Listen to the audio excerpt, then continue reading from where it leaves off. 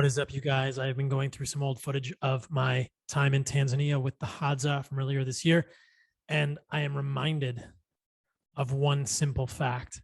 And that simple fact is that the organs of an animal are absolutely the most treasured part of that animal.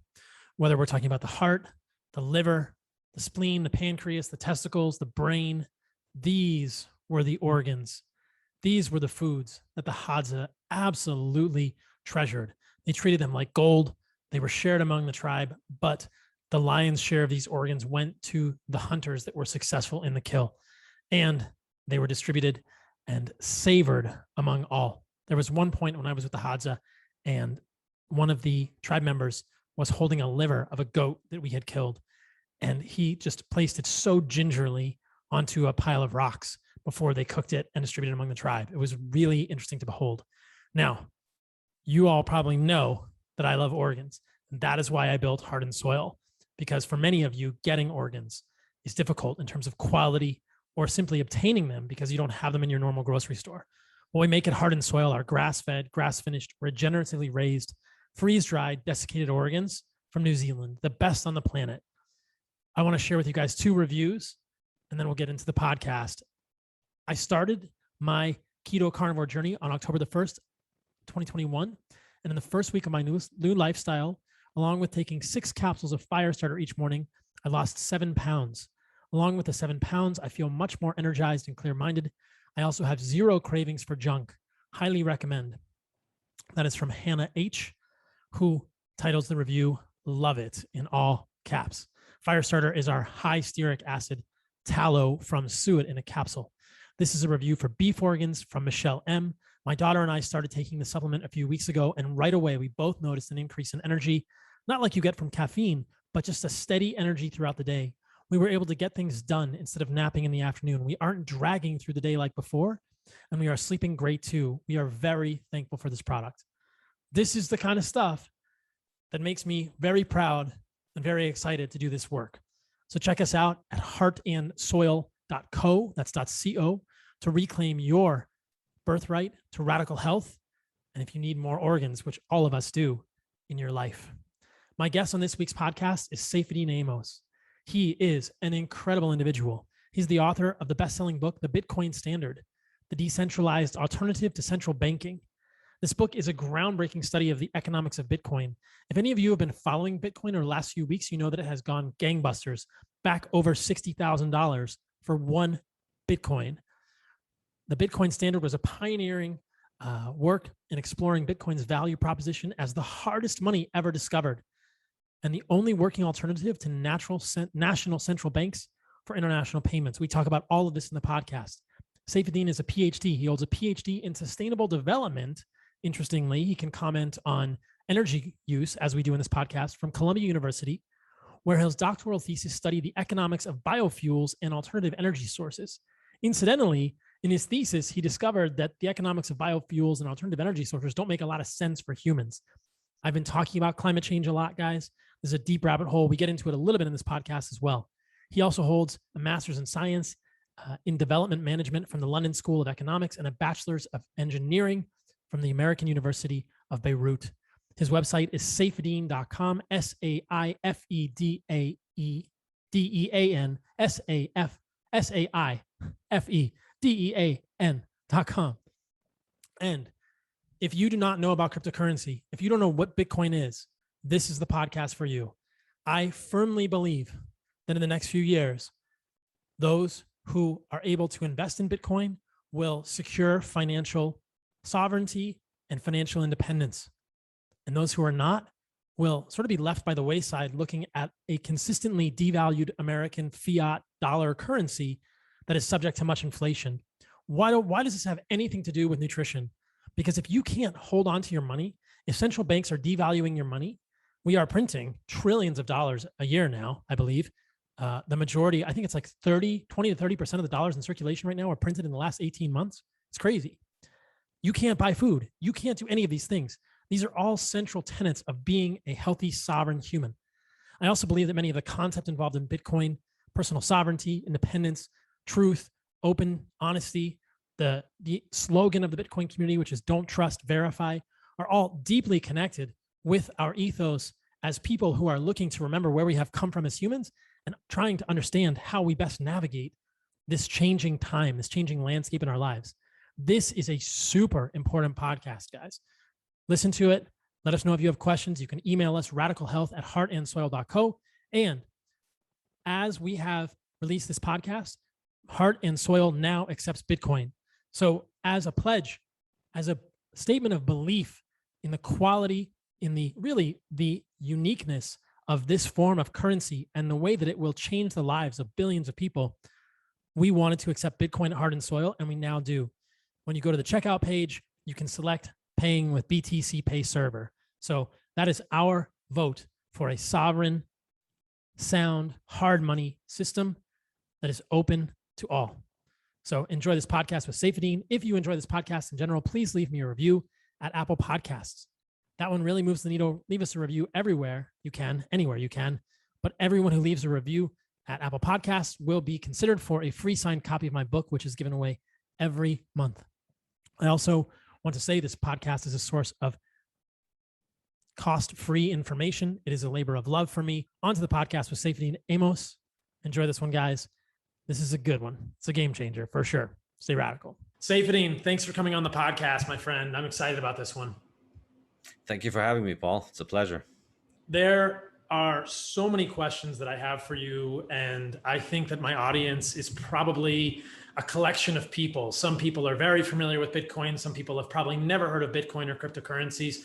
So I thought we would start basic and then get into more and more sophisticated questions. I myself am still a cryptocurrency neophyte, but I've definitely been orange pilled, and I think it's a fascinating space. And I'm just so excited to get you on the podcast and try to draw some connections, because this podcast is called Fundamental Health. Traditionally, I've spoken about nutrition and food and autoimmune disease and illness. And I definitely think that as we move into the next few years of our lives, understanding currencies and economics will benefit all of us in massive, massive ways. So let's just start with the most basic and probably one of the most interesting questions. From your perspective, Saifedean, what is money? And why do we need this? Why is it valuable? I follow the Austrian school understanding of money, which thinks of money as being a medium of exchange. You understand things by their function. So money functions as a medium of exchange, and it is the natural solution to the problem of barter. So as individuals, we are going to want to exchange things with one another. In a very primitive economy, if you're living with 100 people in a small tribe, and all you do is, hunt all day, you have a few goods, and these are the only goods that you have, and you have a few people that you know very well that you're going to spend the rest of your life within a few hundred yards away from, or a few kilometers or whatever. But you're very familiar with those people. You're going to be interacting with them. You're going to be marrying into them. All of your life is going to be around them, and you only have a few goods. In that kind of setting, you don't really you can exchange things directly. You hunt rabbits, and I hunt fish, and I fish, and I give you some of my fish, you give me some of your rabbits. All I own is rabbits and fish, and maybe a couple of items of clothing or whatever. So we don't really have a very complex economy. We can exchange things directly. Now, as the scope of our society grows, in terms of the numbers of the people that we interact with, whether it's because we start interacting with other tribes or it's because our tribe continues to grow, we start being able to specialize in the production of more economic goods. And so we get more things. Now you have clothes, and you have weapons, and you have all kinds of different sophisticated things, and you have more people specialized in producing more things. And now people have a problem of coincidence of wants, in that you have fish that you're very good at catching fish, but you'd like to buy a sword, say, from somebody, but the swordsmith doesn't want your fish. He doesn't like fish. He wants to eat rabbits.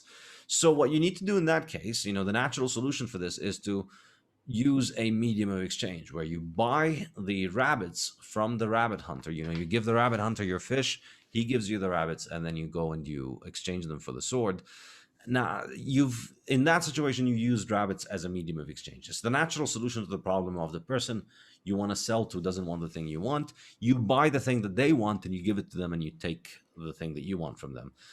But over time, naturally, some things are going to do this job better than others. So rabbits are going to be one option, fish is another option, swords are another option, and salt might be an option. And over time, we can understand just through the economic logic and the nature of the supply and the demand of different forms of money, we can see which ones would work well and which ones would work badly. And we can understand why we ended up with gold being the dominant form of money all over the world by the end of the 19th century. And in the Bitcoin Standard, in my book, I argue that that is because gold has the regularly lowest rate of supply growth. Or, every year we're only adding a small amount of gold to the stockpile of gold that we have. And that's because gold doesn't ruin. So all of our previous production of gold in the past is piling up. And so new production this year is always a small fraction. So gold is always the least inflationary metal. And that's why it ended up being the metal that is money. So over time, gold just naturally wins as money because people who use it as money are going to become wealthier than people who use rabbits or other things that are not suitable, because you can breed rabbits very quickly. And so if you store your wealth in rabbits, people can make a lot more rabbits and devalue your existing rabbits. Plus, of course, rabbits have all kinds of other problems. But with other metals, it was natural that copper, iron, and eventually silver would also lose out to gold because these metals are easier to inflate. You can make more and more of the supply. So, in my mind, what ends up being the most important characteristic for money over time is its saleability over time. It's the ability of the money to hold on to its value into the future. So that if you want to buy the money today so that you can spend it in the future, the money that holds on to its value best is the money that's more likely to win out in a free market. And of course, the other factor is the money that you can move across space without significant loss of value. So, rabbits are complicated to move to the next town if you wanted to move.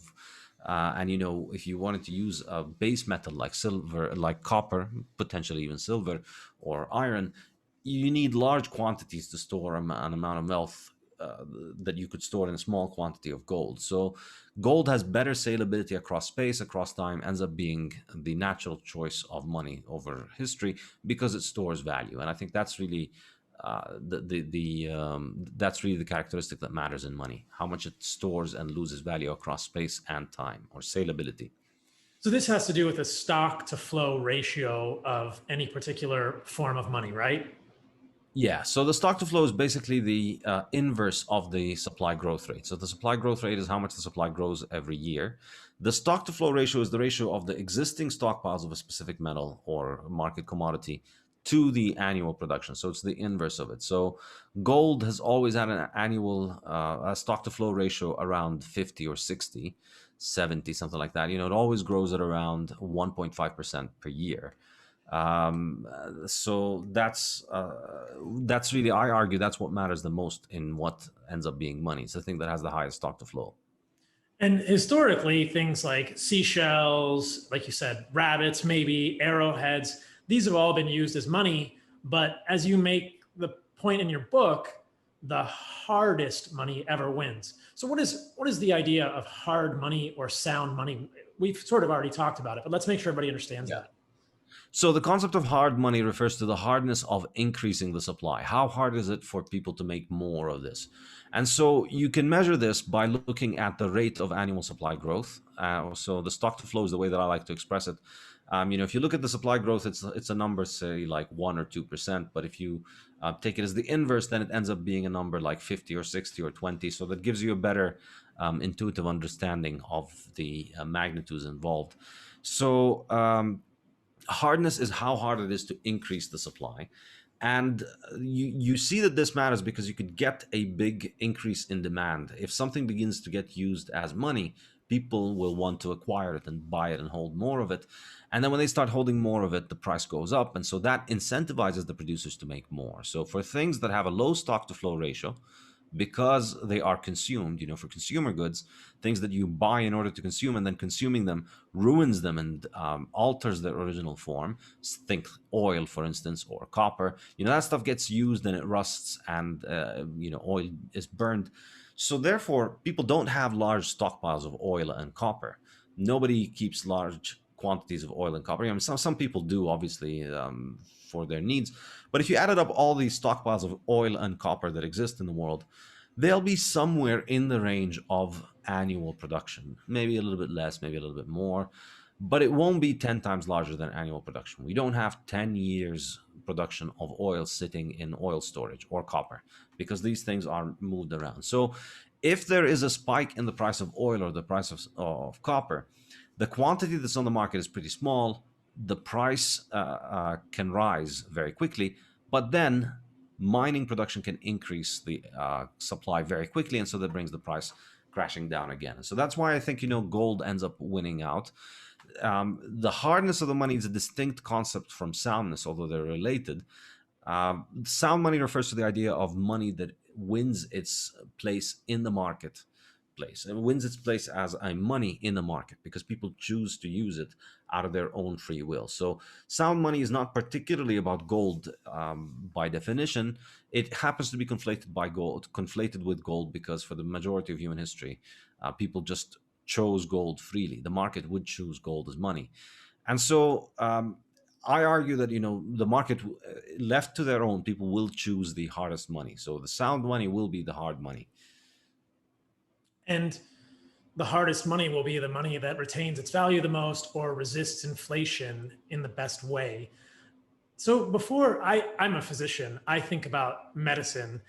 Just explain inflation to us briefly, because I think this is a term people are going to hear more and more in the next few years, and it's Yeah. going to affect all of our lives massively. And you kind of mentioned that term, but I think inflation and deflation, let's just make sure everyone understands those terms. Yeah, so the term inflation can be used in two ways in economics, and depends on who you ask. So one way we could refer to price inflation, which refers to prices rising, and that's the more common usage of the term. I think the more correct usage of the term is an increase in the supply of money. Now, those two are, of course, related, but it matters in language what you're referring to. So, in order to be clear, I prefer to make a distinction and refer to price inflation or supply inflation. But they're often just used interchangeably, and it's hard to keep track at all times. So, effectively, when you increase the supply of money, it's just basic economics that you're increasing the supply, and therefore the demand that exists for this commodity is going to be distributed over a larger quantity. And so the price of each unit, or the market value of each unit, is likely to decline, all else being equal, of course. So inflation is it's a huge problem. It's You wouldn't get the impression that it is a huge problem if you've gone to university and studied economics. It's mentioned as this kind of economic phenomena that just happens because life happens, and prices just go up because prices go up, and it's just the job of the central bank to make sure that they don't go up too much. But of course, there's no reason for prices to go up. It makes no sense whatsoever. We have a world in which we're always producing more of everything, and things are constantly getting cheaper in real terms. Even today, even though prices are rising and there is some degree of price inflation, if you actually measure prices in terms of human time, in terms of human labor, you'll see that everything is getting cheaper. So over the last 40 years, there's data on this. Look up the Simon Index. And it measures the prices of things over the last 40 years. We have more of everything today than we did 40 years ago. We have more houses, more cars, more copper, more zinc, more gold, more oil. We have more of everything. So it doesn't make sense that if we have more of everything that the prices will continue to rise. We have more of everything per person as well, not just more in general. So prices do drop in terms of human time. So look at whatever job, compare the salary today to 40 years ago, and you'll see that in real terms, in terms of your wages, you're able to buy more of the basic commodities that you would desire. So why is everything always getting more expensive? Well, the answer is things aren't getting more expensive. it's the money that is getting cheaper. So the reason prices go up is not because things are getting scarcer, it's because money is getting more abundant. And so people are unable to save. And that's really the main issue. So, if you've gone to university and studied economics, this isn't presented as a major issue. Inflation is under control. It's always around 2%, 3%. And 1 to 3% is where it's always roughly been for the past 40 years or so. And it's not a major issue. It's a price well worth paying because it allows the economy to move forward. And this is basic common sense knowledge among most economists. Now, among economists of the Austrian school, which is kind of the heretics of economics, to whom I proudly belong, the kind of people who believe crazy things, just like in nutrition, the sort of people who believe that you don't have to eat 6 to 10 servings of grains every day to be healthy. It's very similar, the dynamic. Among the Austrian economists, the issue is there is no need for the inflation to happen in the first place. There is no need for the money supply to be increased. And I think this is one very big and fundamental difference between mainstream economists and Austrian economists, which is that Austrian economists understand that you just don't need the money supply to increase. You can run any economy on any quantity of any money as long as you can divide it into smaller pieces. And so you could run the entire US economy on $10 trillion or $1 trillion or $1 billion or even $1, as long as you keep dividing it up into smaller and smaller units. And so, if we had 10 times the money supply that we have today, we could run the same economy, but everything would be worth roughly 10 times more. Or if we had a tenth of the money supply that we have today, we could still run the same economy, but everything would be worth a tenth of what it's worth today in terms of dollar prices.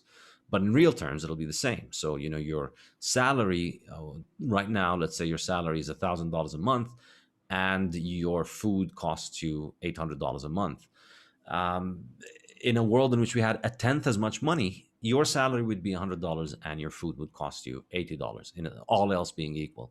So there's no magic requirement for your salary to be 1,000 and your food to be 800 and the total money supply to be X billion dollars or trillion dollars. Any number and any money supply can work. And my favorite example of this is Turkey. In 2001, I think they have an incredible history of inflation. Turkey, one of the countries that had the highest amount of inflation in the 20th century.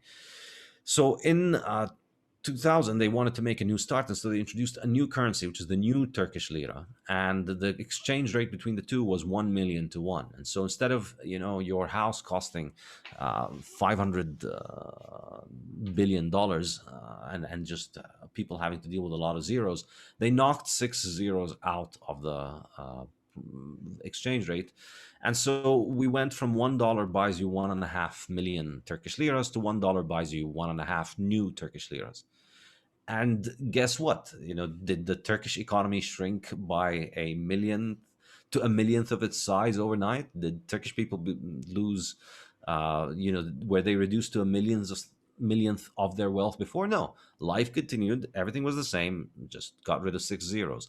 So the quantity of money doesn't matter. That's the Austrian contention. And so if the quantity of money doesn't matter, you can run an economy with a fixed supply money. And all that will happen is that as more people enter the economy, as more goods are being produced, the price of money rises. And that's a good thing. The value of money increases. That means people who hold money witness their purchasing power increase over time. And people, of course, are extremely scared of this idea by their macroeconomics textbook, which scares them into thinking that saving is bad, and if the money appreciates in value, then everybody would save, and then if everybody saves, then nobody spends any money, and then if nobody spends any money, then we all starve and die, and we get the economy crashing down. Of course, it's an extremely childish and ignorant of economics. It's genuinely ignorant of economics, this kind of understanding, because people don't spend their money because people don't have to spend money because they just want to. They spend money because they have to, because they need to survive. So I don't care how much more my money is going to be worth next year. I still need to eat today. I still need a house today. I still need clothes today. So if now it's of course true, if you're inflating the money supply, so the money supply is constantly increasing, then the value of my money is expected to decline more. I'm more likely to spend money. I'll be spending more and more. So if I expect my $100 to be worth $90 next year, I'm more likely to go buy a pair of pants that I don't really need, because I know that next year that pair of pants is, in real terms, is, now I can buy it with that $100. I don't really need it, but next year if I needed it, I wanted to buy it, it's going to cost 120 and I won't be able to afford it. So I don't want to hold on to my $100, and I'll buy frivolous stuff that I don't really need. So yes, they're right in that it increases consumption, but it increases frivolous consumption. And they're right in that it will reduce consumption, but they're completely clueless when they say that it's going to reduce consumption to a point where the economy comes crashing down, because that's insane. People still need to eat, and people will still spend, because also people die, people want to experience life. People don't just want to stack money until they die and die with a high score. It's not a video game where you're just stacking money. You want money because you want to experience things, and the clock is ticking and we could all die, and so we want to experience things. And a hard money allows us to defer our desire for experiencing things, because it allows us to provide for the future. When I think that my $100 will buy me a better pair of jeans next year, or that this pair of jeans will be worth 90 next year, then I'm more likely not to buy it now. I'm more likely to save it and keep it until next year, which means people will end up having more savings. People will be more financially independent, because they've got savings that they can count on and that are constantly appreciating. That's kind of the flip side of it. Now, maybe you could just take us through the history of currency in the United States real quickly, and we can talk about the gold standard and then how we went off the gold standard and bring us up to the current day. And then we can transition into cryptocurrencies and how these kind of fit in. But I think it's fascinating. And I see so many parallels in what you're saying with medicine, because there's, just like you're saying, there's this mainstream macroeconomic paradigm that says inflation is normal, it happens all the time, and you must spend money. That the sign of a healthy economy is people spending money. This is the whole idea of a stimulus check. We're going to give And borrowing. people, yes, borrow money at debt, yeah, and we're going to give people a magic $600, and that's not going to have any consequence. And we've sort of already hinted at the fact that it'll have big consequences, and we'll get to that. We're going to give people a magic $600, which they'll spend frivolously because we're just giving it to them. They're going to buy an iPhone or video games or food or whatever they're going to spend money on. And that's the sign of a healthy economy, is the flow of money, as opposed to something completely differently. But in mainstream medical school, and of course there are heretical paradigms within medicine as well, we just tell people, oh, your illness is just the result of your genetics, and you can't do anything about it, and the only thing you can do is take these pharmaceutical drugs. Aren't you so happy and grateful to us that we've developed these pharmaceutical drugs? These pharmaceutical companies are truly godsends, and Pfizer and AstraZeneca and J&J and Merck. These are really the children of the gods in giving us these magical molecules, because you were broken from the beginning, and there's no way that you could ever actually correct your disease. And of course, you and I both know this is wildly flawed and very important to consider. So I think that as I started learning about this cryptocurrency idea, and really just money in general, as I was trying to understand cryptocurrencies, I saw so many parallels, and I thought, wow, there is this real, just like with medicine, there is this propaganda that tells people you cannot be healthy, therefore you should take our medications. And with money and these cryptocurrency ideas, or just economics in general, I was thinking, I never even thought about my money. I just put my money in a bank account, or I gave it to a financial planner who grew it a certain amount per year, and I patted myself on the back and said, look at my money growing. And I never thought, like, oh man, oh shit, there's inflation. So let's talk about what the US dollar is, and maybe how it's changed over the last few hundred years, and then we'll get into Bitcoin. Yeah, I mean, as a little disclaimer, I'm not a US historian, and there's a lot of US history out there, so we're not going to be able to cover a lot of it, but I'll give some broad strokes. Um, Historically, money was, there were some earlier forms of money, like seashells, that were being used in the US. And so, the expression shelling out comes from the fact that in many parts of the US, people use seashells as money. But of course, that got demonetized as more and more gold and silver started making its way here. And gold and silver were the money of the free market, and the dollar's name comes from the Taylor coin, I think. which was a silver coin, a specific amount of silver. And then, so the U.S. was and the U.S. was on a gold standard in the 19th century. There were periods in which it was on a bimetallic standard, so there was gold and silver being used as money. And the drama of gold and silver was a long-running issue in the 19th century. But by the end of the 19th century, it was resolved in the favor of gold, and there was only really gold left as money. And it was it was working great in some ways, but it wasn't perfect. If you ask me, the reason it wasn't perfect was because banks had some degree of monopoly that allowed them to engage in fractional reserve lending, which meant occasional banking crises that created bank panics and depositors losing their money, and banks going under, and banks requiring bailouts, and of course banks calling for public help and public subsidies. And so these were happening quite frequently. Now, I think, in a healthy free market, what would have happened is that the way this would have been corrected is that people who engage in this would have just gone out of business, and everybody else would have learned the lesson, and then there'd be no more fractional reserve banking. But if you've got some degree of monopoly, you can keep getting away with doing bad things, as you can see, like with say government dietary advice bodies, which can continue to tell you to eat your 6 to 10 portions of industrial sludge every day, and never go out of business. And so what they did instead was that they instituted a central bank, which in principle sounds like a good idea. If there's a bank that's in trouble, the central bank will step in and save them and prevent the depositors from losing their money.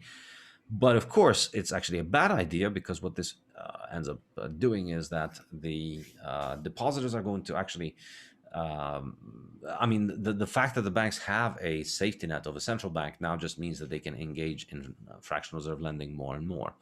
But historically, it was a two-way tango between banks and governments. So they both benefited from this arrangement at the expense of everybody else. Governments managed to get banks to buy their debt, buy their government bonds, and therefore allow them to engage in excessive spending and getting into war. And that was the big one in 1914. And by giving them some degree of monopoly, governments would allow banks to engage in fractional reserve banking and credit expansion, which essentially means issuing more money than you have on hand, and so basically printing money. So it was it was a great arrangement for both of them, where you let us get away with printing money, and we let you get away with printing money. And it's the first disastrous consequence of this, of course, was World War One. And a very important point about World War One is that if you read the history books, it's not quite clear what the war was about. Like, it wasn't this massive global conflict of the world being split into two camps over some ideological or racial or whatever lines. It was just a fight in the Balkans that kept on snowballing and roped in everybody in the world like one big giant Royal Rumble. And the reason, I think, you could point to the direct reasons of why Austria did this and why Germany did that and why Britain entered. But ultimately, the important point is that what allowed the war to, maybe the war's causes are not unique. We've had wars before. But what turned this into a global conflict that lasted for 4 years of absolute carnage was the fact that governments could continue to print money because they went off the gold standard in 1914. So before that, in the 18th and 19th century, when the king wanted to fight a war, he needed a big stack of gold to pay to soldiers before they go to battle, and to equip them and to buy them the weapons. And so once battles started to go badly for him, or once his coins started to run out, then he was in trouble, and he had to go and collect taxes from his people and ask the people, please give me money so I can fight a war. Which, in order to do that, you better have a very good excuse for why you want to fight the war. And getting a new castle for my cousins is not a very good excuse that's likely to get people to support it. So wars before that were quite limited by the fact that nobody could print gold. But then in 1914, the restraint on the government was relaxed enormously, because governments could now instead of just printing money in order to instead of having to tax people for the money, they could just print the money first and take the purchasing power from people's pockets without having to actually, knock on their door and tell them, give me their gold. So you would have your paper money at home, and its purchasing power would be getting drained by the printer in the central bank that is used to finance the war. And by the time the price inflation showed up, you had a million scapegoats that you could blame for the inflation. It's usually, a mixture of bankers and ethnic minorities and foreign powers and so on. So then you throw the blame on them. And since then, really, we've really been in the century of inflation. The last century has been the century of total inflation and total war, and it's just governments printing money, and it's a very powerful failure mode, and it's very hard to break out of, because the money printer sets the rules for everything in society. The money printer, if you have a money printer in your basement and you can just take it out and print unlimited amounts of money, you can remake society, you can remake education, you can remake nutrition, you can remake everything, and you can remake the understanding of the money printer itself to make people want it and desire it. And you don't have to be we don't have to posit anything extraordinary to see this. We see it all over the world, in all cultures and in all countries. Governments have a vested interest in the money printer doing its job, and they will always be much more sympathetic to the stories that promote this rather than being against it. And so we were on a gold standard in the United States until 1971, right? And then we really went to what we can call fiat, and maybe we can define that term. But I just think that's a really fascinating thing, that until 1971, there was some connection between gold and our money, and then it went away, right? Yeah, arguably the U.S. went off the gold standard in 1914. It went back to the gold standard in no, sorry, the U.S. went off the gold standard in 1917 actually, and then went back on in 1921 or 22, and stayed on it until 1934, and that's when they went off the gold standard, and that's when most countries went off the gold standard in 1934. They instituted something called the gold exchange standard instead, where basically the central banks could trade gold with one another, but the populations had to use the paper money, and so they had much more leeway for inflation in that arrangement. I discuss this in detail in my next book, The Fiat Standard. But that, of course, was unworkable because they were getting into more and more inflation, but the other governments were ending up holding the bags essentially of inflating currency, and they weren't happy about it. And so in 1971 they removed the redemption of gold as an option for foreign central banks. The US removed it, and so, well, there's a missing point here, which is in 1946 the world went on a dollar gold standard, where the world's central banks were using dollars to trade amongst themselves, but the dollars were redeemable in gold, and that was the new global monetary system. And the U.S., had a massive advantage in that situation because they could print money, but they were restricted by the fact that foreign central banks could redeem their dollars for gold. And when they started actually doing it in the late '60s, Nixon just went and said, "Oops, sorry guys, screw you guys, I'm going home," as Eric Cartman says it, and it just basically said, "Nope, no more gold." And at that time, an ounce of gold was $35. Today, it's like 1,800 or something like that. So where are we today with US dollars? Like, what is a US dollar? And is it really true that the Federal Reserve, that the US Treasury can just print as many US dollars as they want? Do we really just have this sort of fairy dust unicorn fart currency today that's propped up by hopes and dreams? I mean, what is the US dollar in 2021? What are we really dealing with? Well, the good news is it's not exactly unicorn farts. It's not exactly Zimbabwe level. It's not exactly in Lebanon. It's not reached the point where you've got an actual physical printer with enormous quantities of physical paper being churned out at increasing rates. The process of how it works since 1971, once the redemption of gold was removed, I discussed this in detail. I studied the fiat system in my Fiat Standard book, which is the forthcoming one. You can sign up for the Kickstarter on my website and get the first draft of the book now, and then get the final draft by Christmas. So in the Bitcoin standard, I study Bitcoin and explain how Bitcoin works. In the fiat standard, I do the same thing for fiat, imagining that fiat is a software implementation, and I'm trying to explain it to the user of how it works. And to be fair, it's not a system where we've got printers going on and paper money. It's not. The majority of fiat money is not paper. The majority of fiat money is digital. So less than 10% of the dollars that exist are in physical form. So the dollar is predominantly a digital currency, just like Bitcoin. So the way that dollars are created, again, it's also not entirely it's not entirely capricious. It's not like, well, this current the last couple of years, with the way that things have been going, would challenge this a little bit in terms of all these handouts that are happening. But usually it's not so capricious as if it's a president could just press a button and $5 trillion materialize. But yeah, we're getting there. But the regular way in which the fiat system is supposed to function is that money printing happens when lending happens. I think this is really the key point, and it's a point that doesn't get emphasized enough. And in my fiat standard, the entire book is it starts from that premise and then looks at what are the implications of this, and tries to analyze the implications for society at large, and then the implications for the rise of Bitcoin and how Bitcoin can fix this. And so whenever you take out a loan, if you go now and you get a house loan, the bank is not going to take $1 million from somebody else's account and give them to you so that you can go buy a house.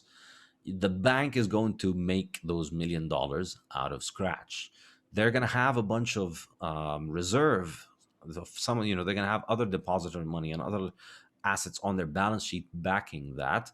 But the new dollars are created at that point because you've taken out a loan. And the flip side of this is that when you pay off the loan, the dollars are effectively destroyed. Or if you default on the loan, the dollars are effectively destroyed. So the money supply is reduced. So they give you a checking account with that money in your account, and that money they just made. So money is constantly being made and created by the banking system in the fiat world. And it's not exactly a system where we have a bunch of people that are just printing money and enslaving everybody else. It's a little bit more complex than that, in that the people who are borrowing are the ones who are benefiting from the money printing effectively at the expense of the people who are saving. And so the natural outcome is that you're constantly punishing savers and rewarding borrowers. And so savers, nobody saves anymore. People don't keep money and everybody wants to borrow. And basically the winning move in the fiat system, the way to use the fiat software correctly is to try and get into as much debt as you can.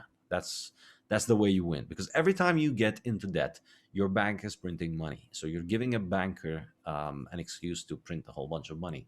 So they're going to share some of the spoils with you. And that's why, buying your house on credit makes a lot more sense than buying it with cash. That's when nobody buys houses with cash anymore, almost. Right.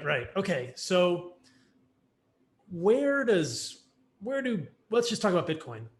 What is Bitcoin? How does it fit in? Because when I learned about this, I was thinking, oh shit, like all of this money that I have sitting in the bank, the money that I have sitting in the bank is devaluing every year. And I've heard all sorts of different numbers. I mean, Michael Saylor, who's a Bitcoin advocate, a Bitcoin maximalist, would say 10, 15%, devaluation on the money in my bank account every year, which is pretty scary, because I look at that and I think, well, maybe I invested it with a financial planner and I'm getting 8 or 10% return, and looking at my portfolio and going, I'm doing pretty good. I'm getting 8% return on my fiat US dollars.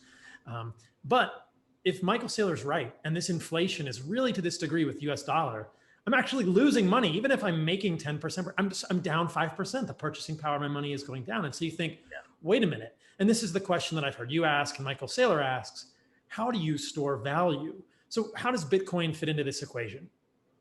Yeah, well, before I get into Bitcoin, I think the key insight that Saylor brought on this, which I think is absolutely brilliant, is that he told us, you should stop thinking about inflation as one number. There's no one number of inflation. Inflation is a vector that is spread out over all kinds of different goods. And so inflation is different for different goods.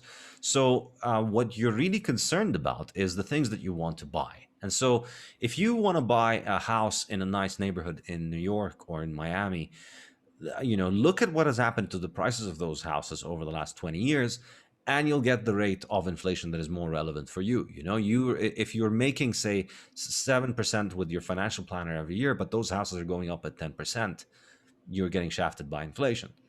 And this is really, I think, an excellent entry to bring us into the relationship between the hard money and the fiat money and fiat food, which I like to talk about a lot, which is that the best way for you to avoid inflation is to stop eating, expensive, highly inflationary goods like meat and healthy food, and eat industrial junk. Like if you live on a diet of industrial waste, then there's no inflation. If you eat a barrel of Twinkies every day, that's going to be 99 cents a day. And these kinds of industrial things, they can be ramped up, and their production can be ramped up. Their margins are so high that there's an enormous ability to scale their production because everything is industrial and you're not really linked to the natural world because there's very little actual nutrients coming in from the natural world. So you can ramp up production of that poison and keep it cheap. And as long as you're eating that stuff, then there's no inflation. So I think Michael Saylor puts it really well. There's no inflation if you want to live like a poor person. For poor people, there's not much inflation. Well, obviously, it's not true that they suffer from the inflation the most. But as long as you buy the poorest things, then inflation doesn't affect you as badly. Where it is a real problem is if you're trying to have nice things. If you want to eat a ribeye, inflation is a problem. If you want to live in a nice neighborhood, inflation is a problem. If you want to go to a good university, inflation is a massive problem. These are the things where it manifests. So. Now, of course, the CPI is a bunch of government statistics, which is, you can read about the story of how they managed it in the 1970s when inflation was very high. The way that they kept the CPI in check was to basically take out the things that were going up at very high prices and always make up some story. Oh, no, well, oil, it's because of the 1973 war. And so we're just not going to count it as part of, we're not going to count energy costs as part of your living costs, just energy, just the most important thing in your life, along with food, which they also took out. And they took out a lot of food items out of this because, they're too sensitive to whatever. So they keep taking the expensive stuff out. And so you keep the cheap things that don't matter, that don't get affected much, and then you get a relatively low level of inflation. But of course, people can see this. People are constantly complaining about the fact that their paycheck buys less, that their savings are not working, and that the quality of life is disintegrating. And so, and a very important way in which they managed this was that in the 1970s, they promoted, the US government promoted the consumption of industrial waste as a replacement for food. And, diet advice came to reflect this reality. Eggs were high in cholesterol, and beef was going to give you high cholesterol and heart disease and colon cancer or whatever. All of that pseudoscience it's not entirely innocent, and it's not only to promote the consumption of the industrial sludge made by agribusiness. It's also to cover up the inflation that the government is doing. So I think that's a very important connection between the two. Now, I just want to clarify for people, CPI is Consumer Price Index. Yes. Yeah, Consumer Price Index is CPI. And what you're talking about is they're kind of manipulating it. So sorry, I didn't mean to interrupt you, but when I first came across it, I was like, what is CPI? But go ahead. Yeah, thanks for that. And it's it's a metric that can be very easily gamed because it's entirely dependent on what you put in the basket that you choose. And so don't expect it to show a lot of high inflation because it's made by people who want it not to.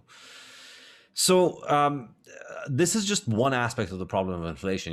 The theft of the inflation is just one aspect of it. And in my two books, the Bitcoin Standard and the Fiat Standard, I discuss in depth many of the other facets of the problem, like the economic miscalculation it creates in all these business cycles and recessions, and the fact that we have these recessions is to a large extent a product of inflation as well. It only happens because of inflation. And one other factor which I find to be very important is the increase in people's time preference, or how much people think about the present versus the future. And when you have hard money, when you can save for the future, when you know that, if you earn a gold coin and you just keep that gold coin safe under your mattress, then you know that, whenever you want to use it, it's going to be worth more and you don't have to think about it. That offers you a lot of certainty about the future. It offers you a lot of it relieves a lot of your uncertainty about what the future can bring, and that therefore allows you to start thinking more of the future in all of your decisions. On the other hand, when you don't have that, and I saw this up close in Lebanon, when the currency was collapsing, people's attention in life shifts to the day to day more and more in everything, in your business relations, in your family relations, in the way you think about your health, and the way you think about your social life and everything. You become much more present oriented because the future is far more hazy. It's uncertain. You don't know how to provide for the future. Whatever money you have today, you don't have a reliable way of sending to the future. So all of these are some of the many problems associated with fiat money, and Bitcoin fixes them all. And the reason Bitcoin fixes them all is because Bitcoin is the technological solution to the problem of inflation. We've spent the last 100 years having a political problem of inflation, and we've had all good economists try and convince the world and inform the world that no, all of the stupid propaganda that you're getting from your government financed university professors about inflation being good is bad. Inflation is bad. We need to stop inflation. We need to go back on a gold standard. We need to have a hard money. We need to not have the government decide what is money. We need to not have the government mess with the money supply. It's a very hard ask to explain all of this to people. And it's a very hard ask, particularly when the solution is political, So getting you to understand all of those things is one thing, and then getting you to mobilize politically in order to vote people into power that are going to turn off the money printer is many hundreds of orders of magnitude more difficult, particularly because you are inherently, fundamentally, inevitably, forever disadvantaged in the game of politics by the fact that you don't want to use the printing press. So it's a game that's rigged in favor of the printing press. It's not so much that people abuse the printing press, and as much as it is that the printing press, the money printers, they abuse society, because that's it. Once you have a position of power where somebody gets to have a printer, nobody controls the printer. The printer is just going to control everyone, and it's going to just go wild, because whoever runs the printer hardest can buy the most votes in the election. And so it's a political process that's only going to lead in one way: more inflation, more inflationary spending. So you see, politically, you don't ever see any kind of realistic political force that is actually talking about reducing money printing. Even people like to think that maybe, well, Margaret Thatcher and Ronald Reagan, these were anti-inflationary. It's not true. It was relocating the money printing from certain interest groups to other interest groups. So instead of money going to labor unions and welfare, a lot more money was going to military contractors and other Republican and conservative friendly interest. But money printing doesn't slow down. It's just constantly happening. So Bitcoin is a technological solution for this. You don't have to fix your political system and your monetary system in order for you to be able to save for the future anymore. You have the solution on your own computer. You just download a bunch of software, you run the program on your computer, and you've got your own Bitcoins.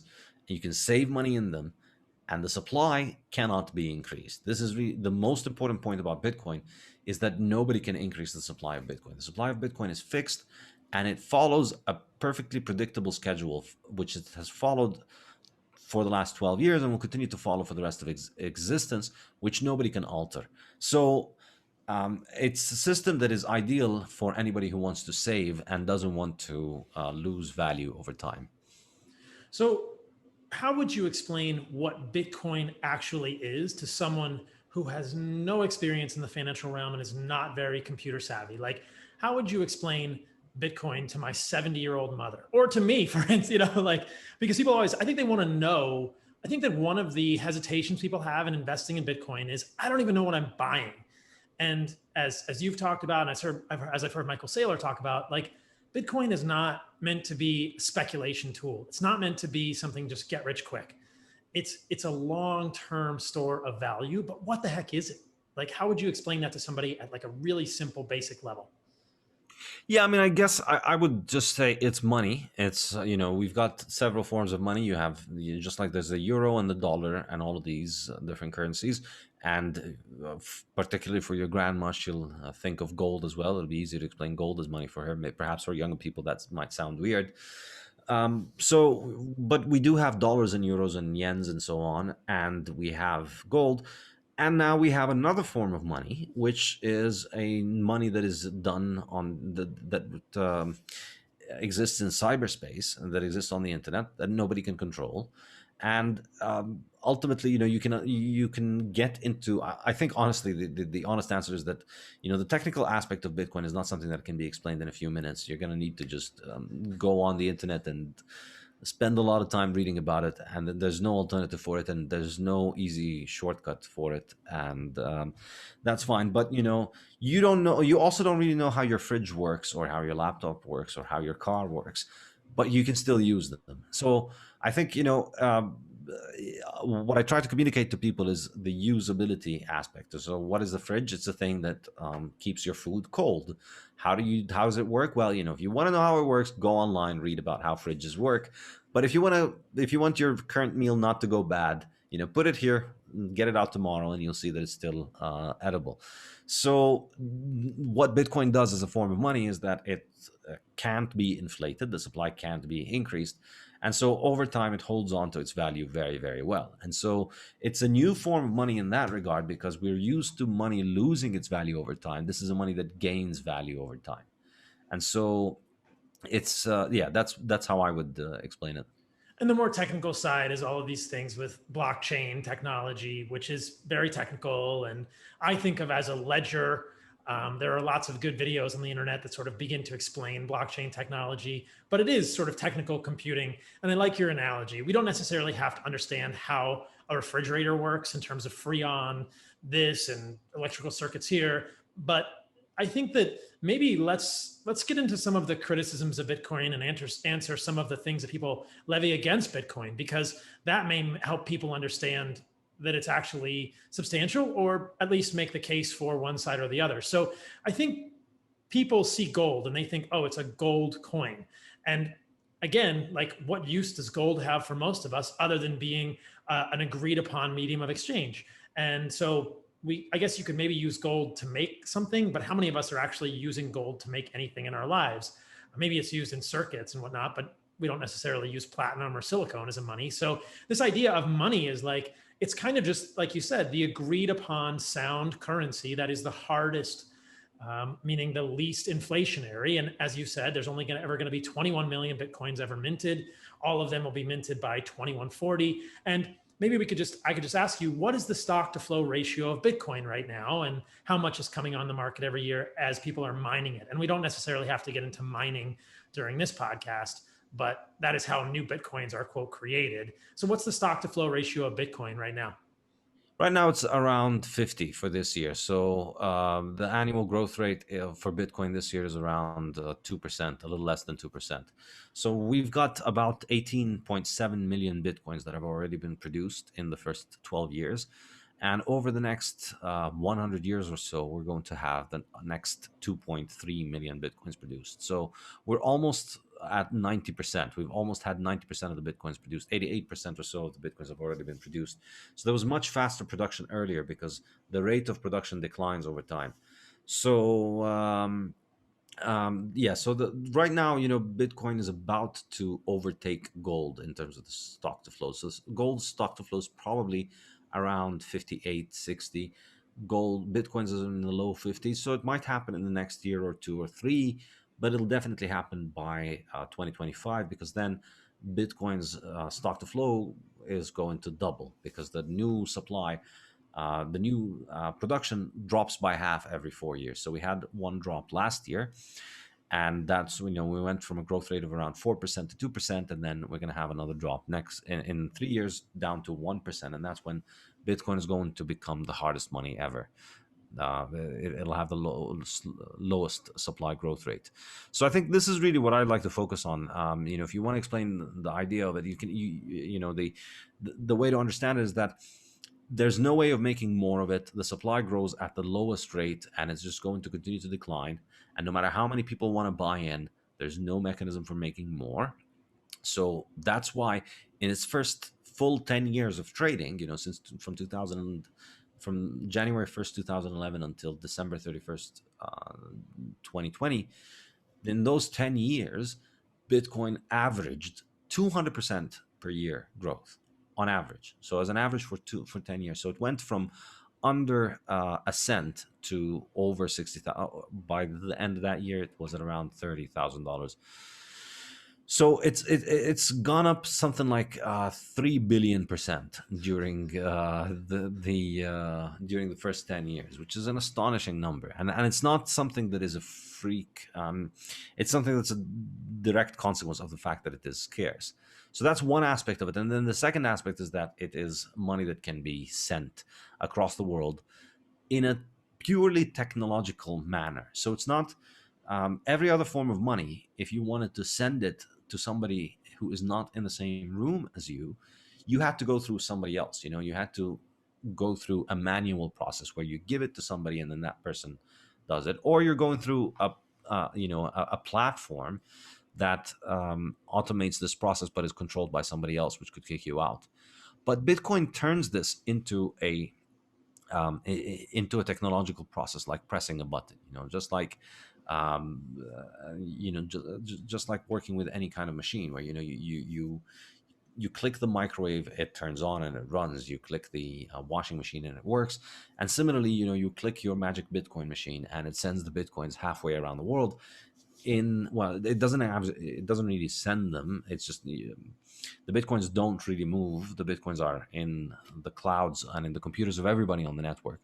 But it transfers the title of ownership from an address you control to an address that is controlled by somebody in the other end of the world, and it does that without having to resort to any political institutions, without having to use any existing banking infrastructure. So it's a much faster way of moving money, because you don't want to compare it with your consumer payments. You don't want to compare it with your Visa, MasterCard payment. You want to compare it with the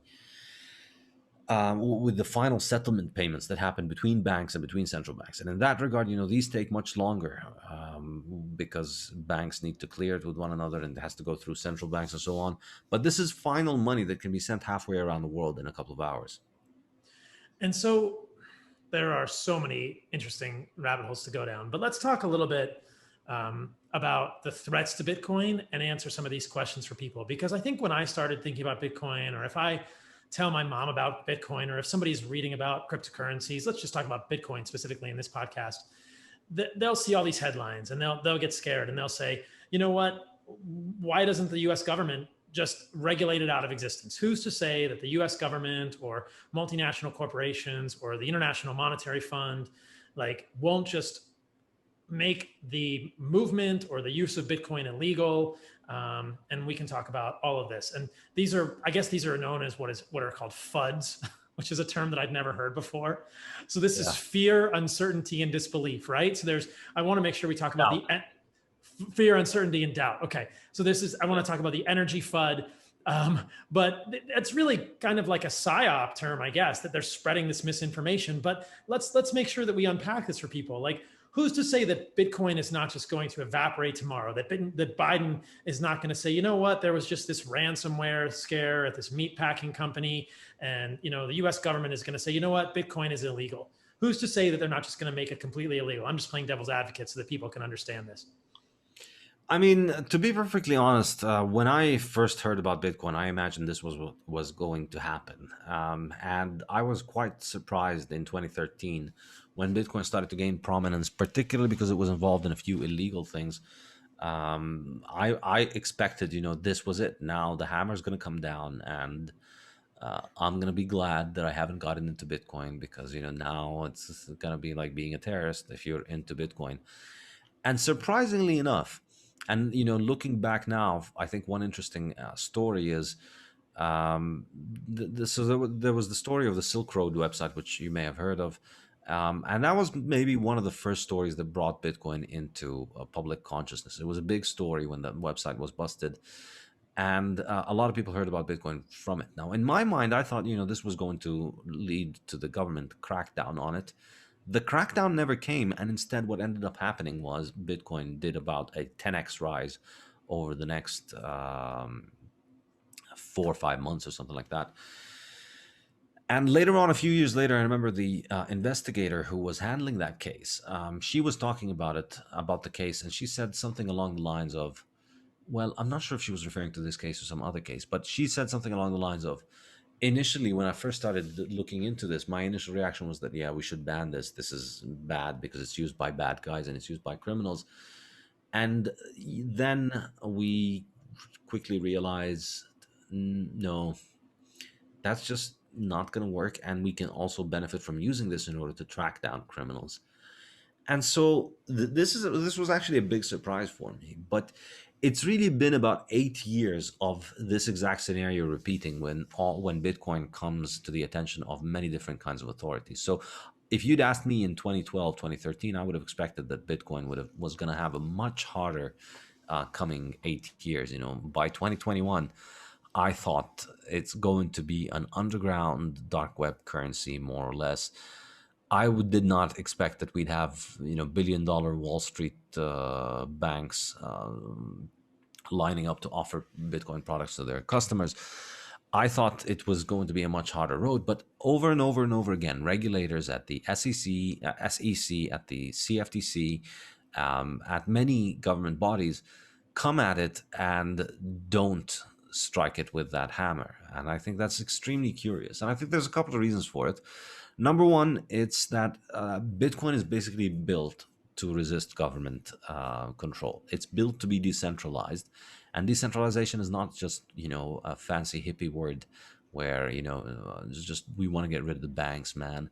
It's an actual engineering imperative in this particular application in Bitcoin, and Bitcoin is really the only decentralized digital currency, because the way Bitcoin functions is that it needs to be made so that it doesn't have a single point of failure, so that there is no point of attack, so that when the government's natural instinct to ban it kicks in, the person who wants to do the ban realizes that they're stepping into something like trying to eat a whale, a living whale. This is just you can try, but it's you can't just eat a whale while it's alive. So more it ends up looking extremely difficult to pull off because there's no central point of failure. And ultimately, what Bitcoin needs in order to operate is it needs a network of people who can use devices that connect with one another and agree every 10 minutes. That's what the software does. It gets all these computers to agree every 10 minutes on changing the ledger. So every 10 minutes, we add another 3,000 transactions. And so, all you need is a bunch of computers to send and receive about 1 megabyte every 10 minutes all over the world. And then you do that, and the network continues to live. So think about how difficult that is. There are literally billions of devices around the world that can do Bitcoin.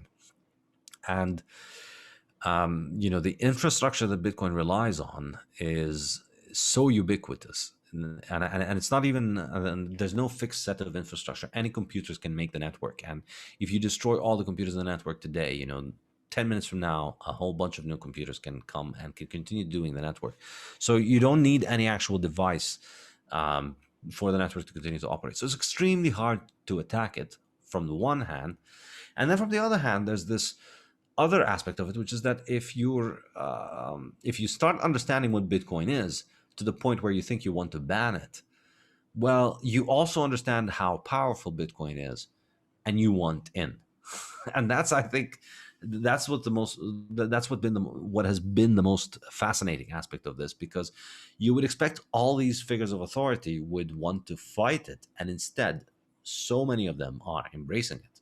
They're buying it themselves. Their kids are buying it. Their kids keep telling them about it, and then they buy it, and it just continues to happen over and over again. And the way that I think about it is, and the way that I explain it is that I think of it as a technology, and people who think that it's going to be banned are thinking of it more like a product, more like a company. It's as if, somebody's setting up an international bank. If you and I were to go and set up an international bank that goes around central banks and just, here's our own money and here's our own currency and you can deal with us, they wouldn't let us do it. There are so many tripwires in the laws and the regulations that prevent you and I from setting something like that up. But this is not a bank. There's nobody to throw in jail. There's nobody to be held liable for doing this thing. It's a spontaneously emergent phenomenon from all over the world, where tens of thousands of people or millions of people are all using these machines that get into contact with each other every 10 minutes and arrive at it. So it's extremely hard to kill, and there's a very strong incentive for keeping it alive. And as a technology, I think the way to think about it is that as a technology, people quickly start thinking of it from the perspective of, oh, this is something I want on my side. I don't want it to be with my enemies. I think most people think like that. And to be perfectly honest, among Bitcoiners, we think that, the smarter people are the ones who think like that, and the less smart people are the ones who are just so fixated on this modern sophistry of modern education, which is essentially, government propaganda, and it'll problematize anything that is against government propaganda, that they can't see things in terms of their own self-interest. They still think in terms of the stupid mental models implanted in their head by their universities. But yeah, that's how I see it. So I don't think they're going to ban it. Didn't this kind of happen in India? I've heard you talk about this, that India was thinking about banning it, and then India maybe woke up and said, hey, this is a very powerful thing. If we ban Bitcoin, we're essentially putting ourselves back in time. We're going to create a collapse of our own economy. I think a lot of these countries are sort of realizing, if we ban this technology, it could potentially destroy our country or put our country decades into the past. Absolutely. I think this is what people are beginning to realize now. And I mentioned this in my book. I have a sentence in my book that became quite viral. People are always tweeting it on Twitter, which is, you can't isolate yourself from the consequences of people holding money that is harder than yours. And we see this happening over history many, many times. In West Africa, West Africans used glass beads as money because they were very hard to make in West Africa. They didn't have the technology for making them. And so when Europeans came to West Africa and saw that these people had glass beads as money, they went back to Europe and they would fill entire boats with little glass beads, take them to West Africa, and use them to buy things. And as a result, they ended up essentially buying everything in West Africa, to the point where people started selling them other people. That's why these glass beads came to be known as slave beads, because they were used to buy slaves. Because you make the if you make the money of a society, the entire society is yours. Even the people themselves, you can end up buying them.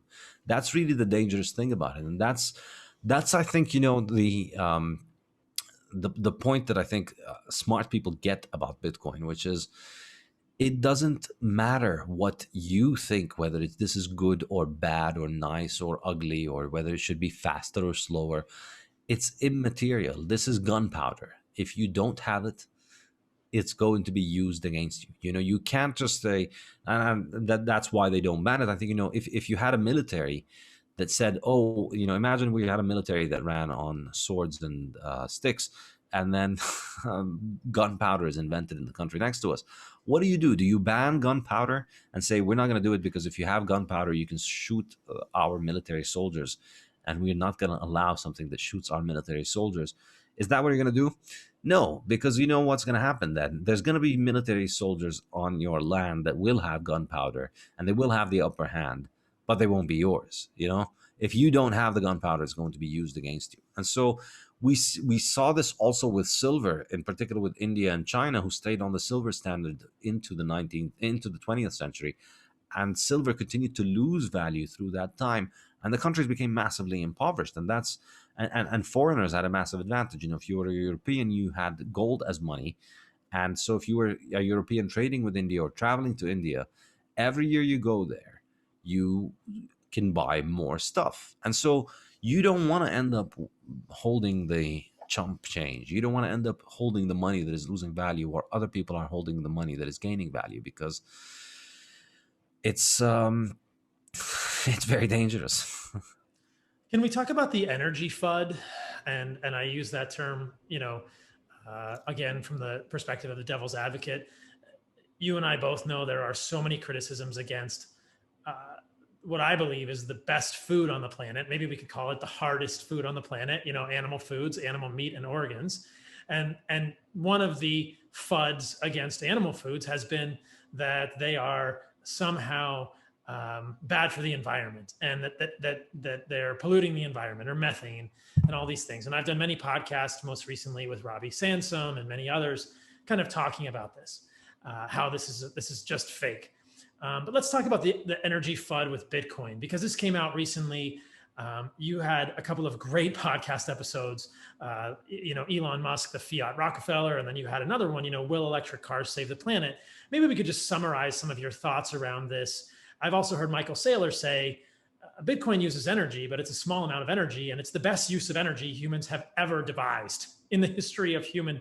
It has the potential to improve billions of lives. It's the best use of energy we've ever thought of. Why do we care if it uses energy? But you have some amazing thoughts on this. So let's talk about the energy fund, because I know people listening to this are going to say, well, I heard on the news that they're going to say, well, I heard on the news that it's using all this energy and it's polluting the planet. So let's talk about this a little bit. Oh, I lost your audio. Oh, yeah. Yeah. So I think the fundamental problem with the energy FUD, or the people who hate Bitcoin for the energy, is that it is an incoherent Luddite, technological, an enemy of technology, enemy of progress, enemy of humanity view. It's fundamentally not it's not an engineering debate. It's a moral debate, and the debate is about this question: is it good for human beings to consume energy and consume power? Is it a good thing for them to do this? And if you want to argue that Bitcoin is a waste, well, then you have a lot of explaining to do. You probably watch TV. You probably have a washing machine. Why should you get to use a washing machine? Washing machines spend an enormous amount of electricity. Why not wash things with your own hands? Your hands would work just fine. Why do you need a car? Why do you need an airplane? You can just cross the Atlantic with a kayak. You don't need an airplane. Why do you need a car? You can just walk everywhere. Why do you need a house that's made out of steel and modern? Steel requires a lot of energy to make. The steel doesn't grow on trees. You have to make giant furnaces get really, really hot with a lot of coal in order to be able to make steel bars and all kinds of important modern industrial products, without which you would very likely have a very, very, very low chance of surviving the next year. Our lives are so dependent on the fruits of using high amounts of energy. And so in this regard, my defense of Bitcoin, which I think is just, human progress is constantly about taking tasks from being done menially by hand with human judgment, and making them get carried out with the reliability of power and energy and electricity, in particular, the most advanced and the most useful form of energy, because it is regulated and it's just optimized for delivering steady amounts of energy right when you want them, where you want them. So our lives are impossible to live without high amounts of energy consumption, and that's a good thing. In fact, if you look at the quality of life for people across the world, by any reasonable measure, whether it's life expectancy, income, productivity, infant mortality, all measures, all of the things that nobody would contend are good or bad, nobody would contend are bad things. All the things that everybody wants. Nobody wants to live in a place where a majority of kids die before the age of 5. But all of these things are very heavily correlated with energy usage. The reason that some societies have a lot of their kids die before 5 years and some societies don't is strongly linked to the fact that the societies that don't have the ability to use enormous amounts of energy. They use it in order to build structures and houses that withstand the winter and protect people from the diseases that kill them in the winter. They use it to build sewage, sanitation, electricity, medical equipment, hospitals. All of that stuff requires modern technology. They use it for sanitation, they use it for washing machines, running hot and cold water. All of that stuff, it needs more energy, and it's a testament to just how delusional and brainwashed most people are, that they think we can just live in a world where we don't consume this much energy, or we need to improve our world by consuming less energy, or that people think that we can get rid of hydrocarbon fuel, that we could just we're going to transition away from oil, coal, and gas.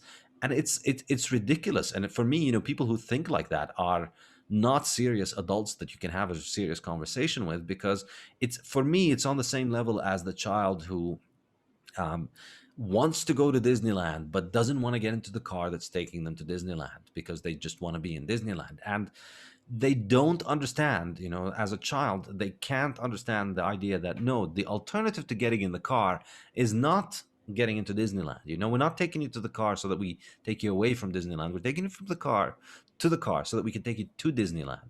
So the alternative to getting into the car is that you're going to have to walk for 3 days to get to Disneyland. So that's the alternative. You don't have to get into the car, but if you want to go to Disneyland, your choices are walk 3 days or get into the car. It's hard to communicate that sometimes to a child who's on a lot of sugar and wants to go to Disneyland. And that's exactly what it's like to try and communicate with people who think we're going to get rid of energy sources, or we're going to get rid of electricity, or we need to reduce electricity, or we need to reduce our consumption of hydrocarbons. It's ridiculous fiction, because all of these people are able to do this today, this very moment. They can walk away from all the things in their life that are being produced by that stuff. And guess what? They don't. They still get on Twitter and get on Zoom and get on the internet to complain about all of those things. But they've never tried building a microchip without using hydrocarbons. And I wish them luck with that. Try and build a microchip out of sticks and stones and see how that works out for you. But really, until you've built it, all of your noises that you make complaining about how other people building energy are just, in my mind, you lifting a big sign and saying, I am an idiot. Basically, I'm a hypocrite and an idiot, because I think that I get to decide for the entire planet what uses of energy are legitimate and what are not. So gaming devices waste an enormous, they don't waste, they consume an enormous amount of energy. Washing machines, refrigerators, airplanes, flights, jacuzzis, all of these things are things that people take for granted who live in modern society. Ventilators, modern medical equipment, all of that stuff requires energy. There are only two ways in which we can decide who gets to spend how much energy. Either everybody decides for themselves, or one person decides for everybody else. Those are the only two models. You can continue to make this sound more sophisticated than it is, but all that you're saying is, I want to be the one who decides for you what to do. I want to be your slave master. This is ultimately what it comes down to. So it's a use of energy that it does require a lot of energy. Bitcoin does consume large amounts of energy because it is worth it. How do we know that it is worth it? You look at all the people that are using Bitcoin, they're paying for it willingly. People want to use Bitcoin, and they're using it because it constitutes something useful for them. All of this electricity, nobody, it's being spent willingly. So how is Bitcoin consuming all of this electricity? Because people are paying for it, people are producing it, people who have power plants are hooking up miners to it. How do they do that? Why are they doing that? For the very same reason that your washing machine consumes electricity. You bought the washing machine, you put it in your house, you connected it to the power socket, and you paid the utility company and it paid you the electricity. Who on the face of the earth is in any position to tell you, no, don't do this with your washing machine, wash it with your hands. Bitcoin is the same, and just because it's more energy consumption than washing machine doesn't change that. It's not up to you to decide what is valuable and what isn't valuable. The people who are paying for it are the ones deciding.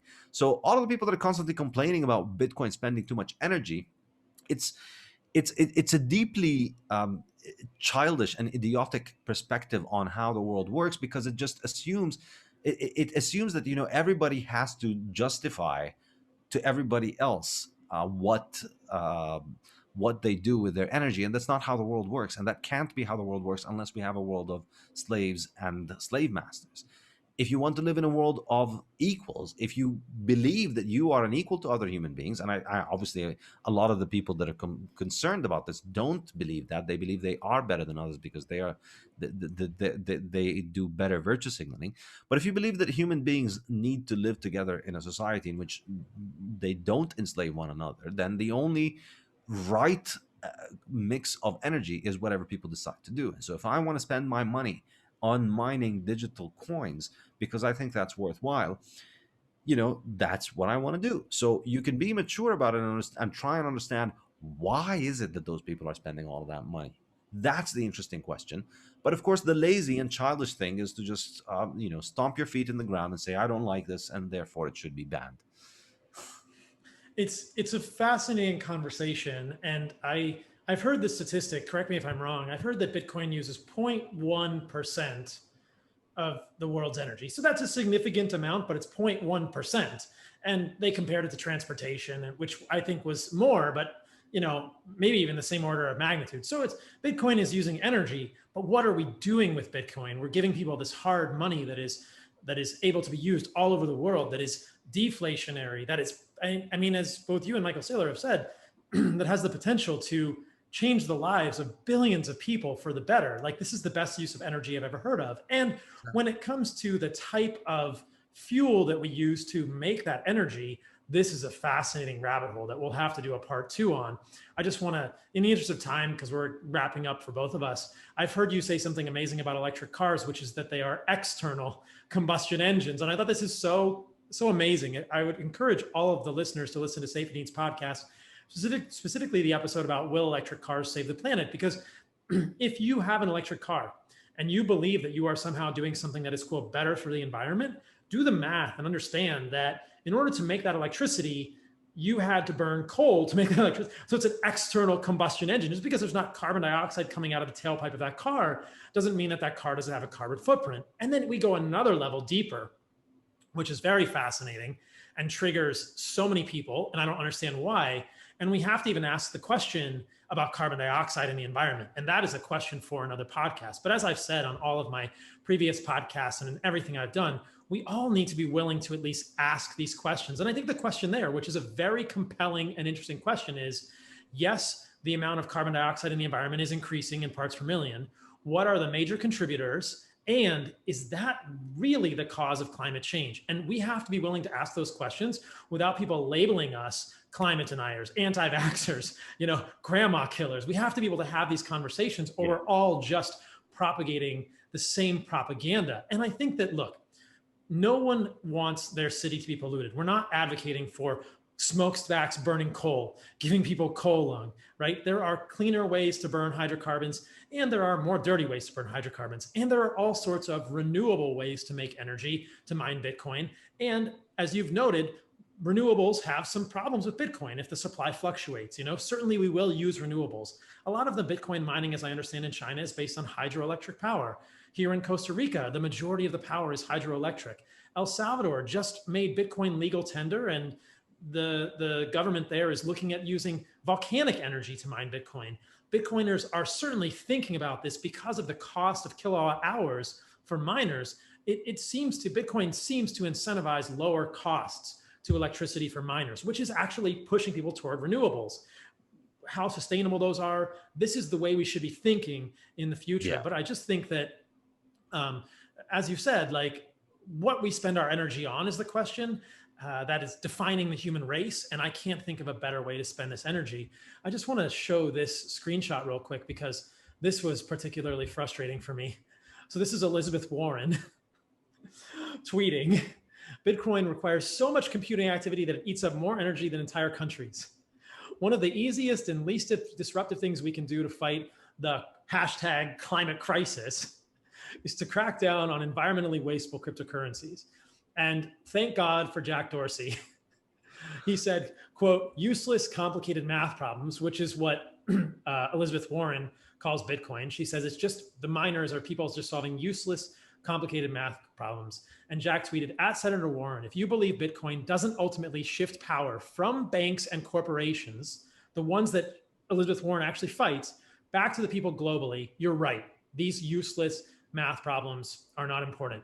If instead you want to help us decentralize that power, math is critical. So I thought this was really an interesting exchange. And it just goes to show that these people in power in the US government don't understand how important these, quote, useless math problems, the cryptography that underlies Bitcoin actually are. And they're still in this energy FUD. They're thinking Bitcoin is wasting energy. It's causing climate change. And you're thinking, oh my God, like this is the most important thing that's going to happen within our generation. And these people just misunderstand how valuable this use of energy is. Yeah, and absolutely. and it's all based on these sort of questions. And it was super frustrating for me, and then I'll let you comment on this, that Elon was tweeting recently about Bitcoin using too much energy. And it's like, man, he doesn't even know what he's talking about, and it sends everybody into a spiral, and the whole thing is Yeah. super frustrating. But I think that at the bottom of it is just this idea, like, it's not that it's bad as humans to use energy, it's what we use that energy on. And the notion that the climate crisis is being driven by cows or Bitcoin are questions that we really need to examine carefully, because I think that's a load of hogwash. And I think that it's in both of those cases, and there's a lot of parallels here. In both of those cases, you know, meat, for instance, meat and organs, this is the best food on the planet for humans. And when you raise these animals properly, we know you can have a carbon negative system if you're even worried about carbon. And with Bitcoin, we can incentivize renewables. We can make the kilowatt hours cheaper for miners. And then we think about, what does Bitcoin actually do? It has so many of these incredible properties. It's so valuable. Why would we ever want to stop it? So anyway, I was just super frustrated about this, and I'm hoping that that maybe Jack can continue to talk some sense into Senator Warren. Yeah, I mean, I think the follow up to, to the question on the Bitcoin and the answer to Elizabeth Warren is, you ask yourself, what is it that is, why is Bitcoin worth it? Why are all these people all over the world spending so much money on mining all these coins? And there are very good reasons for it. I used to live in Lebanon. I watched the currency get destroyed, and if I hadn't had Bitcoin, I would have been ruined. And so it's absolutely insane that people who've lived in Venezuela and in Lebanon and in Turkey and in Argentina and in all these countries that are constantly witnessing inflation, many millions of people in all of these places and all over the world have been rescued, have had their lives saved financially by Bitcoin, and their lives saved literally by Bitcoin as well, because they got out of war zones because they had money that they had from Bitcoin or something like that. So we've literally had millions of people have their lives radically transformed by Bitcoin. Ask them if they think it's worth burning a bunch of oil or a bunch of coal for it. And of course, the vast majority of Bitcoin energy does not come from oil and coal, but that's another debate. As you said, the key thing about Bitcoin mining is that it can buy electricity anywhere it is available. So it'll never buy electricity that has other demand, because you can make much more money selling electricity to people than selling it to Bitcoin. Because with Bitcoin, the network is highly competitive, and the only people that manage to make a profit in mining Bitcoin are the people who sell it with the lowest cost of electricity. So Bitcoin can mine electricity anywhere in the world, and that's why it doesn't compete with our energy supply. It takes away energy from waste locations that would have been wasted otherwise. So on the one hand, we are taking waste energy that has roughly a price of about 2 cents per kilowatt hour, something like that, and we're using it in order to give all of these people this thing. But also more specifically, if we want to say what it's doing, it's taking away inflation from people's lives. Inflation is eating up about 10% of the world's money supply every year, the value of the world's money supply by 10%. That's $90 trillion of money every year. So we're losing something like $9 trillion a year, or something in the range of 2.5% of world wealth is being lost to inflation every year. And that's primarily going to poor people. That's what Bitcoin fixes. 2.5% of the world's wealth as a tax. We can just stop that if everybody has access to Bitcoin. Is that not worth it? 2.5% of the world's wealth for 1,000th of the world's electricity. And it's probably going to go up much more than 1,000th of the world's electricity. But it'll still be worth it as long as people are willing to pay for it. So that's what it replaces. And you're absolutely spot on the climate question. And I think the real obviously, whether it's with Bitcoin or with meat, and I'm a carnivore myself, as you know, with Bitcoin and with meat, the people who bring these up are people whose mind are made up for ideological reasons. They want their fiat fake money, and they want their fiat fake food, and they hate people who have good money and good food, and they want to stop it. And so they bring up this idiotic pretext, not because it's true or because it makes sense. The notion that cow farts are going to destroy the planet is without doubt one of the dumbest things I've heard in my entire life, without question. It was the dumbest thing I'd heard in my entire life until the lockdowns of last year. But it's astonishing. This is a planet that has had so many living things go through it, and you'd think, whatever conception you have of cosmology, of the planet, of life, whether there is a god or whether it's just nature, the notion that this entire planet is going to become uninhabitable because cows are farting, because one organism is farting, is just laughable. And the question for me, the question that we need to ask, we need to just redefine the terms of this debate. What are the costs of us emitting more carbon, and what are the costs of us not emitting more carbon? Because we only hear the hysterics talk about, oh, well, more carbon dioxide is going to lead to the oceans flooding everywhere, and we're going to have the oceans boil, and temperatures going to rise, and sea levels are going to rise, and there are a million apocalypses, which none of them has materialized. Sea levels are exactly where they were 100 years ago, and temperatures are varying in something well within the normal range of variation that we've always had. So where exactly is the risk? And these people need to start making falsifiable predictions. They've been freaking out for 20 years now, at least, and the freaking out about this has been mainstream for 20 years now. And in those 20 years, all of it's just an endless series of threats, of things that are going to destroy us, but there's never a testable prediction. If you had an actual scientific, if this was science, and instead of just witchcraft, if this was science, you'd have testable statements. You'd have somebody in 2000 come up with a statement saying, if carbon dioxide goes up by that much, the result is going to be this and that, more hurricanes, more sea level. We don't see any of that. We don't see anything testable. It's all models and projections into the future. So there's nothing testable because there's no way of actually expressing what the cost benefit really is. Because on the one hand, we have all these massive imaginary threats of, apocalyptic and biblical horrors are going to visit us, but nobody talks about the threats on the other side. What's actually going to happen when what's going to happen if we reduce carbon dioxide emissions by 90%? Well, what's going to happen is that, think about it, and reducing it by 90% for people who live in the US, it means getting to the quality of life that people in places like Niger and the Central African Republic have. That's what it means to reduce your carbon emissions by 90%. If people like to think that they have some alternatives where they can just get all of the nice things that we have today without emitting that carbon. We don't. Build those alternatives and put them up for people to adopt them willingly if you can. Until you do, the notion that we need to commit economic suicide as a species and go back to a standard of living that will allow the Earth, that will basically not allow us to have 7 billion people on Earth, maybe billions need to die in order to reduce carbon dioxide. It's just not a cost that I think is justifiable, particularly given all of the horrors that we see on the other side. So it's clearly ideological. It's not in any way scientific.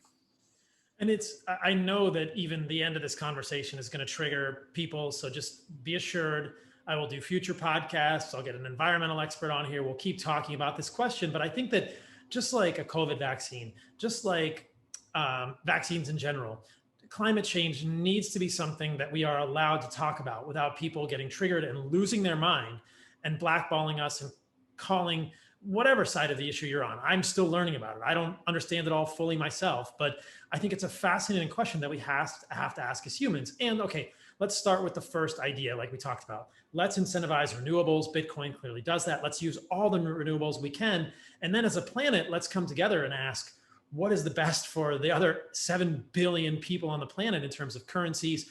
Is this a good use of energy? Maybe this is a good use of hydrocarbons. And if you really believe that electric cars are going to save the planet, you're deluding yourself. So I know you have to go. We'll have to do a part 2. Thank you so much for coming on the podcast. You mentioned your website earlier, but I want to make sure people know where that is. Yes, Saifedean.com, Saifedean.com. I offer courses in Austrian economics, and you can subscribe and you'll get weekly chapters from my forthcoming 2 books.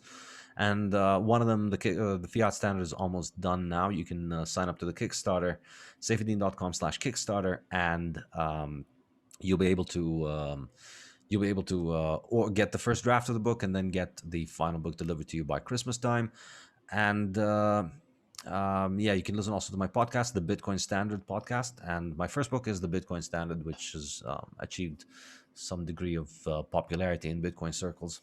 Well, it achieved popularity in general because it's an amazing book. So, and I'm really proud to say that at Heart and Soil, my company, we're going to accept Bitcoin probably by the time this podcast comes out. We're going to accept Bitcoin, and I own Bitcoin.